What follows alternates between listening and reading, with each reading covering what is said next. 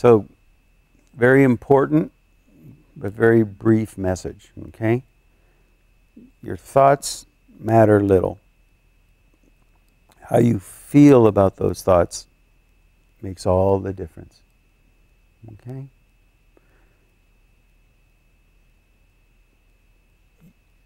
So many people, they get tied up in knots about their thoughts. You know, especially if there's something they're trying to figure out what direction they want to go. They have, well, you know, this is true, but then there's that true, and I don't know which to do, and I can't, and how do I balance this with that? And they get all tied up in knots of just thoughts.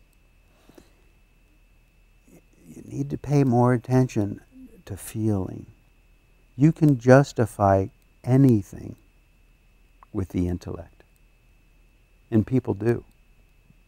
But to discern, to progress, to have a healthy relationship with the myriad of concepts and notions that are out there, you need to find it deeper within yourself.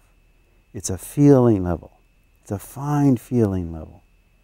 Now, you have to be careful there, though, that the fine feeling level is very deep, very intimately connected to your soul, we could say. Then a little more superficially than that, there's just emotions. And emotions, they can be colored by biases, prejudices, wounds, healings. We're not talking about that. We're talking about something deeper, the finest feeling level. Then we have emotions, and then most superficially we have thoughts. Thoughts are actually born out of the finest feeling level. We feel something, and as we reflect upon it, if it's coherent and consistent with the nature of life, then it becomes reasonable. So out of feelings, fine feelings, comes this field of reason. We start reasoning. Reasoning is halfway between thoughts and feelings. And then if something is reasonable, and we continue to ponder, and we continue to reflect, then it comes out as a concrete thought, you see? So we have to give that process an opportunity to work. Don't get all caught up in thoughts. And when you hear a concept, when you hear a thought, when somebody shares an idea or a perspective or gives you some intellectual justification of something, it's very important to be able to take that and rest with it and go into your being. How do you feel about it? Does it really make sense? Is it reasonable? Or is it just a mental contortion? Remember, you can justify anything with the intellect, you know? And so then from that place, you work with it, and then a concrete thought will come out that is consistent with your inner wisdom, you see? Your inner truth, your inner divinity, your true nature, like that.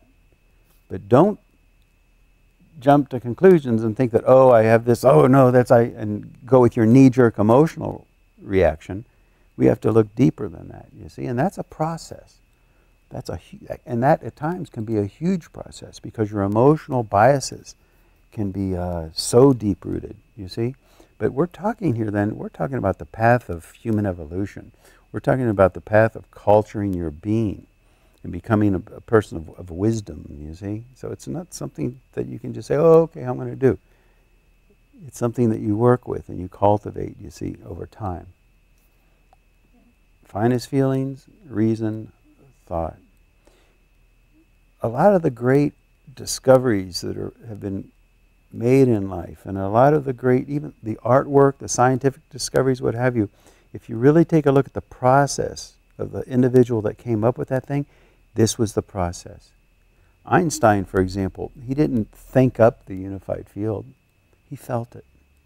Down at the finest feeling level of his being, he felt everything is unified. Everything is coming from the same one place. It has to be. And then he pondered it. He reflected upon it. It just seemed reasonable to him, you see. And only after that did he start trying to come up with actual concrete mathematical theories to prove it. Many examples like that through history. And if you can start to cultivate that sort of relationship with your own thoughts, with your own life, you can make huge strides forwards in your life. And you can also stay out of the trappings of pure intellectual justifications for all sorts of crazy viewpoints in life. Cultivate the finest feeling level of your being. And the most important and most powerful tool to do that is proper meditation. And you can go online, mountsoma.org, and you can learn the meditation for free. Okay?